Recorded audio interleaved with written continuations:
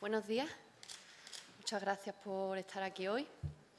Bien, la hemos citado hoy para comentarles que vamos a mantener una reunión con andaluces y andaluzas que están retornados del exilio económico. Algunos y algunas de ellos no han podido venir porque están intentando retornar del exilio económico y, desde luego, lo que nos manifiestan son las severas dificultades que tienen para volver y la falta de política de recuperación del talento en general y, en particular, de gente andaluza que quiera volver a Andalucía. Esto deja claro que es necesario avanzar hacia un modelo productivo y social que brinde oportunidades para la gente que no se quiere ir, por supuesto, pero también para quienes quieren volver, porque son quienes lo tienen más difícil. Ellos y ellas lo ponen de manifiesto. Si difícil lo tiene la gente que está aquí en Andalucía, y así lo podemos ver cada día y lo demuestran las cifras socioeconómicas, más difícil aún lo tienen aquellas personas que quieren volver a su tierra a aportar al desarrollo de la misma. ¿Qué se encuentran cuando intentan volver? Pues se encuentran una política de puertas cerradas para las personas y de puertas abiertas a las mercancías. Y si no, pues pueden ver ustedes cómo cada día Susana Díaz presume de exportaciones de Andalucía. Se le llena la boca de exportaciones, pero se le olvida que la mayor exportación de Andalucía ha sido la exportación de la generación mejor formada. Y no solo eso, hemos exportado mucha gente, con mayor o menor cualificación, eso da igual. Hemos exportado fuerza, conocimiento, ilusión. De hecho, bajo el mandato de Susana Díaz se ha producido la segunda mayor oleada emigratoria en Andalucía. Y esos datos debería darlos también el Gobierno cuando habla de exportaciones, porque lo que estamos exportando lastra indudablemente el futuro de Andalucía. Es necesario construir una Andalucía sin precariedad para la gente que está, pero también para quienes se fueron, con una política económica que funcione, que sea atractiva para los de dentro y para los de fuera, porque se siguen yendo. Se siguen yendo y los que regresan no tienen expectativas. La austeridad al final ha resultado que ha dado a elegir, a la gente ha tenido que elegir entre su tierra o su futuro. Y claro, los que se van han tenido que elegir su futuro. Nos parece que son horas de crear condiciones para quedarse y también, por supuesto, crear condiciones para volver, de dar seriedad y rigor a las políticas, de tener un servicio andaluz de empleo que funcione, de tener unas universidades adecuadamente financiadas y cambiar el anuncio que anuncia por hacer, porque somos lo que hacemos y no lo que anunciamos. Y sin más, le doy la palabra a mi compañera Teresa Rodríguez. Gracias. Bueno, buenos días. Vamos a tener a continuación una reunión con entidades, asociaciones, personas retornadas del ámbito de la investigación, pero va a ser una línea de trabajo que va a ocupar todo el mes de febrero de nuestra fuerza política, porque hemos decidido celebrar el 28 de febrero en Berlín. Lo vamos a hacer allí, hemos contactado con organizaciones de emigrantes andaluces que están en Alemania, también con el Círculo de Podemos en el extranjero. Como sabéis, nuestros círculos en el extranjero son muy activos. Mucha gente que se fue se ha sentido parte de este movimiento de Podemos por el hecho de haberse sentido interpelados por esas promesas incumplidas también a los jóvenes, ¿no? De estudiar, prepararos, formaros técnicamente, que vaya a tener empleo en vuestra tierra. Ese compromiso incumplido luego llevó también a la indignación en el 15M y también a la voluntad de plantear alternativas. Eso hace que nuestra fuerza política sea la que esté desarrollando un trabajo más amplio en el ámbito de la juventud que emigra. Los datos son absolutamente definitivos. Estamos ante la segunda oleada migratoria, emigratoria más importante de la democracia en nuestro país. En concreto, desde que empezó la crisis, más de 300.000 andaluces y andaluzas han emigrado a otros países, más de 120.000 de ellos son jóvenes y más de 400.000 andaluces y andaluzas han emigrado a otras comunidades autónomas. Pero si vemos los últimos datos, vemos que la sangría continúa. En el primer trimestre de 2017, más de 180.000 españoles emigraron. y del conjunto de los españoles que emigran, Andalucía es la que tiene el saldo más negativo, es decir, que la resta entre quienes vienen y se van sigue siendo la más negativa, menos 7.000. El fin de semana inmediatamente anterior al 28 de febrero nosotros vamos a estar en Berlín, reunidos con emigrantes andaluces de Alemania, para compartir con ellos su situación, sus problemas, sus inquietudes y sus demandas. Entendemos que es una metáfora terrible de un desarrollo frustrado. Es una metáfora terrible de las promesas incumplidas y es un lastre que no podemos tolerar en una Andalucía que necesita salir de la situación de su desarrollo estructural en la que se encuentra. Es decir, para un nuevo modelo productivo no sobra ningún talento, pero para una Andalucía feliz no sobra tampoco ningún afecto. Es decir, vemos a los emigrantes no solo como personas que son útiles para nuestro modelo productivo y para el desarrollo de nuestra tierra, porque están formados ampliamente, porque sus talentos están probados, porque son los mejores, sino también porque los queremos en casa, porque no queremos resignarnos otra vez a no poder celebrar los cumpleaños de nuestros nietos y de nuestras nietas, como antiguamente la generación inmediatamente anterior. Nos veremos en Berlín también con generaciones anteriores que se quedaron allí, de andaluces y de andaluzas. En ese sentido va a ser útil también ver cuál fue la experiencia de esa primera oleada migratoria a Alemania, de andaluces y de andaluzas, y de esta nueva de jóvenes. Pero además la pregunta a la presidenta en el próximo pleno va a tratar también sobre eso, o sea, qué mecanismos y medidas ha implementado la Junta de Andalucía para tratar de evitar la emigración de nuestros jóvenes, para tratar de hacerles retornar y para tratar de hacerles permanecer aquí, que eso también es importante, porque algunas de las medidas que se han implementado son partidas presupuestarias que se gastan, que duran pocos meses o pocos años y que luego muchos de estos jóvenes que han vuelto se han tenido que volver ahí, y eso también es dramático. No podemos tampoco trabajar a golpe de titular y de anuncio y de medida. Bueno, pues nada más. Si tenéis preguntas. En este sentido, ha dicho que desde el principio de la crisis, me gustaría que concretara el año del que están dando los datos. 2007 es el año normalmente que se marca como el principio de la crisis. Desde 2007, 300.000 andaluces se han ido fuera del territorio nacional, ¿no? Sí. Vale. Sobre otro asunto. No sé si ha visto la información que publicamos hoy sobre el pago de los abogados de los ERE, el gobierno de los acusados por los ERE. El Gobierno andaluz no ha facilitado la información de si se está pagando el coste de esos abogados de los ERE o no. Y me gustaría saber cuál es su valoración al respecto, si cree que ese dato se tendría que conocer o no y si estaría a favor o no de ese pago a los acusados de los ERE. Es evidente que se tiene que conocer, eso cuanto menos. Puede existir un debate acerca de si la Administración tiene que cubrir las defensas, si son absueltos de sus funcionarios y de su personal. Pero la imagen es terrible. O sea, que no se quieren aclarar los datos cuando hay un caso abierto que pone en cuestión todo el sistema de ayuda al desempleo en Andalucía, que creo que es el más grande por número de imputados, y donde estamos financiando la defensa de esas personas, pues nos parece que cuanto menos se tienen que dar los datos y debatir acerca de la idoneidad de que esas defensas trabajen para los acusados, ¿no? Pero más allá de eso, a mí me preocupa mucho más que la acusación particular de la Junta ya decidió pedir el archivo de la causa. Eso es todavía más grave, porque ahí directamente estamos renunciando a recuperar el dinero malversado. Es decir, si no hay una acusación particular que durante el juicio, que es la única que tiene atribuciones y donde además esa acusación ha dicho que se reserva las vías civiles, con lo cual la Fiscalía tampoco puede demandar esa devolución de ese dinero. Si esa acusación particular pagada por la Junta lo que ha hecho es torpedear la posibilidad de recuperar el dinero malversado, eso es todavía más duro y todavía más grave que se estén pagando las defensas de funcionarios de la Administración que están ahora mismo encausados, ¿no? No hablamos de funcionarios, hablamos de ex altos cargos.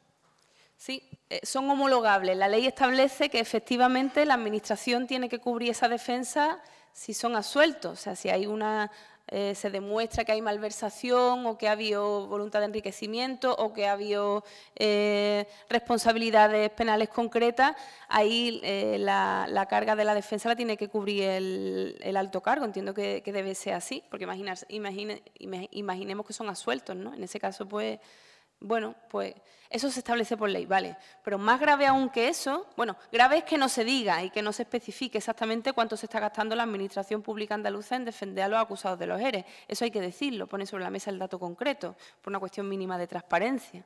Eso es gravísimo. Pero más grave aún es lo que ya sabemos, de lo que sí se ha dicho, y es que la acusación particular de la Junta pide el archivo de la causa, de la pieza, y renuncia así a recuperar el dinero malversado. Eso sí es duro, porque la Junta de Andalucía tiene la obligación de, de pedir que se devuelva a los andaluces y andaluzas lo que es suyo. Y eso lo está haciendo un abogado pagado por la Junta también. Lo han hecho unos servicios jurídicos financiados por todos y todas, ¿no? Por aquí, un par de cuestiones. Por un lado, el señor Marín ha desmentido que haya ningún tipo de negociación con Podemos para abordar una reforma de la ley electoral. No sé si ustedes corroboran ese desmentido. Sí, no hay ninguna negociación en marcha concreta y bilateral para modificar la ley electoral en Andalucía. Vale.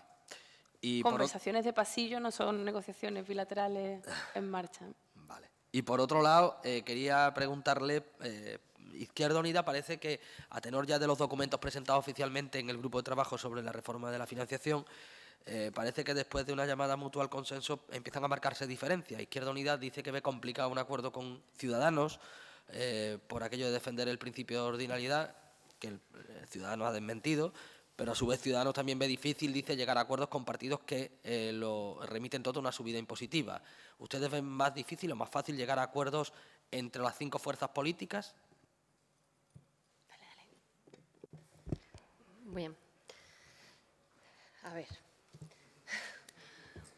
Hemos analizado los documentos de los distintos grupos políticos que se han presentado. Ustedes lo han puesto de manifiesto, que los que más se parecen son los documentos de Podemos, Izquierda Unida y PSOE. Pues entonces voy a hacer una valoración, que no la he hecho aún, del Ciudadanos, de qué nos parecen las medidas de Ciudadanos, el documento de Ciudadanos y el documento del Partido Popular. Respecto a Ciudadanos, una vez analizadas sus propuestas, nos parece que perjudicarían a Andalucía en la reforma del nuevo sistema de financiación autonómica. Pero nosotros creemos que si Ciudadanos entiende, y ahora les daré algún ejemplo de por qué pensamos que perjudican a Andalucía esas medidas. Nosotros creemos que si Ciudadanos se pone del lado de Andalucía, que es donde hay que militar en estos momentos, deben cambiar su posición. Lo que no vamos a consentir, vamos a intentar no consentirlo, no vamos a consentir, es que Andalucía se tenga que tragar sapos. Es decir, si de partida se está viendo, y ustedes lo están comprobando, cómo las posiciones PSOE, Izquierda Unida, Podemos, en financiación autonómica se están pareciendo, eso debe permanecer de manera constante. Quien tiene que mover la posición que perjudica en estos momentos a Andalucía es Ciudadanos. Y les voy a dar un ejemplo. Ciudadanos, ustedes han visto que pide que se desdoblen las competencias normativas en IVA, IRPF e impuestos especiales. Desdoblar las competencias normativas significa perjudicar en mayor medida a aquellas comunidades autónomas que necesitan hacer un esfuerzo fiscal mayor para recaudar lo mismo, es decir, las comunidades autónomas que tienen menores niveles de renta. Y beneficiaría a las comunidades que tienen mayor nivel de renta. Es decir, esta propuesta es fantástica para Madrid. Claro, porque Madrid tiene mayores niveles de renta, es una propuesta fantástica también porque tiene la capitalidad, recauda mucho más por IVA y también, hombre, por IRPF y por impuestos especiales. Es que además concentra empresas, concentra renta alta. Sería una propuesta magnífica para firmarla desde Madrid, pero una mala propuesta para firmarla desde Andalucía. Por eso no podemos, entiendo yo que nadie desde Andalucía puede apoyar eso. Por otra parte, otro ejemplo de Ciudadanos. Ellos hablan de la mejor gestión de los recursos. Hombre, yo comparto y nosotros compartimos que la gestión del PSOE que está haciendo de los recursos es pésima, pero no mezclemos las cosas. Una cosa es la gestión de los recursos y otra es la cantidad de recursos que tenemos. Y nosotros queremos tener un suelo mínimo de ingresos. Respecto a Producto Interior Bruto, ya lo saben, 2% en servicios sociales, 5% en educación sobre PIB y 7% en sanidad. Eso está claro. Y de ahí no nos vamos a bajar, eso es un suelo mínimo. Claro, eso por lo que no vamos a pasar de ninguna manera es hablar de la eficiencia de la siguiente forma. Por ejemplo, tener en un aula 35 niños y niñas es más eficiente desde el punto de vista económico que tener 20, porque cuesta menos. Sí, pero es menos eficaz. Porque ¿cuál es el objetivo? El objetivo es tener una educación en condiciones de igualdad, en condiciones de calidad, y eso no se conseguiría. Ese camino que apunta Ciudadanos no es el camino ni el modelo social que quiere Podemos. Entonces, lo que esperamos es que Ciudadanos vire hacia lo que realmente necesita Andalucía. El Partido Popular, el problema que tiene todo el documento del Partido Popular es que tiene como base la perpetuación de los recortes. Si no, váyanse ustedes directamente a los principios inspiradores del sistema de financiación autonómica que defiende el Partido Popular. Y váyanse a uno de ellos. ¿Cuál es? Principio de austeridad. Vamos, más claro ya, agua. Están diciendo que el principio de austeridad debe ser uno de los principios inspiradores de la financiación autonómica después de haber tenido una crisis tremenda con los mayores recortes sociales de la historia de la democracia y donde han pasado cosas que nosotros jamás esperábamos que pudieran pasar, como en el caso del sector público. Bueno, pues esperamos también lo mismo. Esperamos que viren hacia Andalucía. Además, cuando ellos hablan de austeridad, ¿la austeridad para quién? Cuando las reformas fiscales de Rajoy han beneficiado al 14% de las rentas más altas, o cuando hablan Ciudadanos de las competencias normativas, que haya competencias normativas, cuando sabemos que las rentas móviles son el 1% de las rentas más altas. Va a beneficiar indudablemente a las rentas más altas y a la gente más rica. Con Izquierda Unida y el PSOE saben que mantenemos posiciones similares, que hay más bases para el acuerdo y para el desacuerdo, pero yo quiero insistir en dos elementos. El PSOE, cuando defiende posiciones, podemos estar de acuerdo con ellos, pero después hay que verlo en la práctica, porque en la práctica al final acaban siempre al lado de la banca.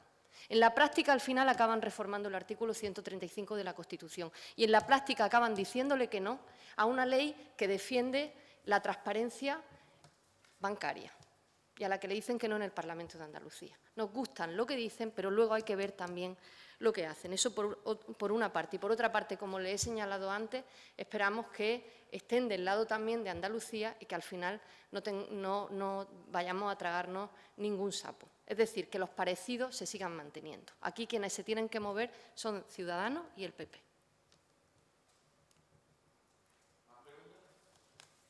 Sí, yo tengo una pregunta. ¿Para qué han iniciado conversaciones con Ciudadanos respecto a la reforma electoral?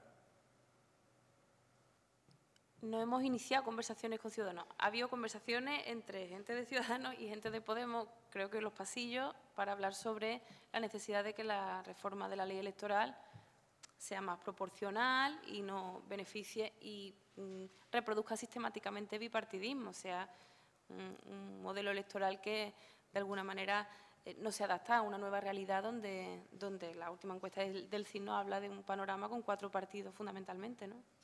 ¿Y el objetivo de esas conversaciones es reformar la ley electoral? Bueno, hay una comisión que lleva meses trabajando, un grupo de trabajo que lleva meses trabajando para la reforma de la ley electoral. Evidentemente, en el seno de ese grupo de trabajo y en general cualquiera que sepa cuáles son los temas que están puestos sobre la mesa, hay intereses comunes entre Ciudadanos y Podemos en este caso para tratar de que el modelo sea menos proclive al bipartidismo, ¿no? Evidentemente somos la fuerza que estamos siendo, bueno, Izquierda Unida desde hace muchísimos años y nosotros, pues evidentemente desde nuestro nacimiento estamos siendo perjudicados en general por el modelo electoral que hoy por hoy existe y que, bueno, pues beneficia abiertamente al bipartidismo. Y si se llega a acuerdo en esa línea, como si se están llegando a acuerdos o si hay conversaciones formales a nivel estatal, pues sería absolutamente razonable, ¿no? ¿Y ustedes ven viable que la reforma electoral o algún tipo de reforma electoral se apruebe antes de que culmine esta legislatura? Yo creo que no. Me parece que el Partido Popular y el PSOE, como por ejemplo en el caso de la renovación del Consejo de Administración de Canal Sur, tienen intereses comunes y los van a defender. Abiertamente harán el teatro de que tienen posiciones contrarias o diferentes, pero luego trabajarán sistemáticamente por mantener su cuotas de poder. Y a Ciudadanos pues le habrán dado COBA, básicamente, que es lo que lleva Susana Díaz dándole a Ciudadanos durante 3 años. Entonces, si pensaba Ciudadanos que a cambio de un sometimiento absoluto a todo lo que el PSOE planteara desde el Gobierno en Andalucía les iba a traer como fruto una reforma de la ley electoral que fuera más proporcional, yo me temo que se equivocan. Ojalá me equivoque yo y haya una reforma de la ley electoral que haga más justo el sistema de representación en Andalucía. Pero mucho me temo de que en este caso, como en otros muchos que conforman ese acuerdo de legislatura entre Ciudadanos y el PSOE, lo que le ha dado Susana Díaz Marín ha sido COBA. ¿Ciudadanos cree que tiene margen para al menos debatir la reforma electoral si registra su iniciativa antes del 31 de marzo? ¿Ustedes qué piensan? ¿Creen que existe esa posibilidad? ¿O? Nosotros celebraremos que Ciudadanos presente alguna iniciativa legislativa, sobre todo porque se le acaba la legislatura y no han presentado ninguna. Entonces, estaría bien que presentaran alguna, aunque sea de ese tema que han tratado ampliamente, ¿no? Y seremos proclives, evidentemente, a tomarla en consideración, exactamente la actitud contraria a la que ellos han tenido a lo largo de estos 3 años con todas las iniciativas que ha presentado nuestra fuerza política. Gracias. A ti. Yo le quería preguntar por lo ocurrido ayer en el Hospital de la Línea, donde diversos partidos van a pedir explicaciones al ministro Zoido por el hecho de que se hayan reducido los efectivos de las fuerzas de seguridad del Estado para luchar contra el narcotráfico en el campo de Gibraltar en diciembre para llevárselo a Cataluña y, bueno, con relación también a lo ocurrido ayer en el Hospital de la Línea. Lo que ha pasado en la Línea es durísimo. Lo que pasa en la Línea todos los días y en la comarca del campo de Gibraltar es durísimo, pero esa imagen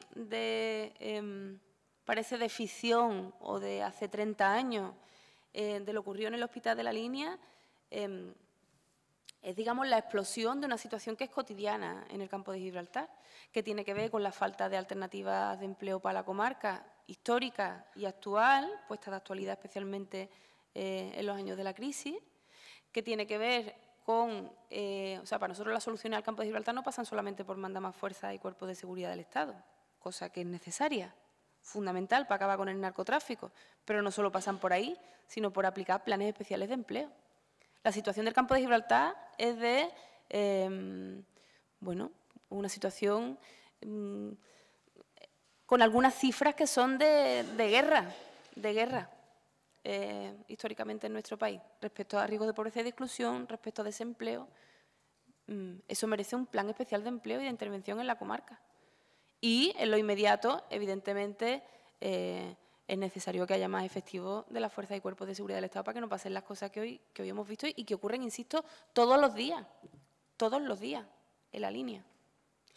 Claro, era más importante mandar esos efectivos a Barcelona para evitar que la gente echara un papel en una caja de metacrilato o de plastiquete. Era mucho más importante eso que acabar con el narcotráfico en la comarca del campo de Gibraltar. Decisión de una demagogia enorme, de un populismo terrible, que además le ha salido mal al Partido Popular, esa sobreactuación policial en Cataluña y que trae como consecuencia, efectivamente, que en los lugares donde esos efectivos eran y son absolutamente necesarios, no estén. Claro que hay que pedir explicaciones.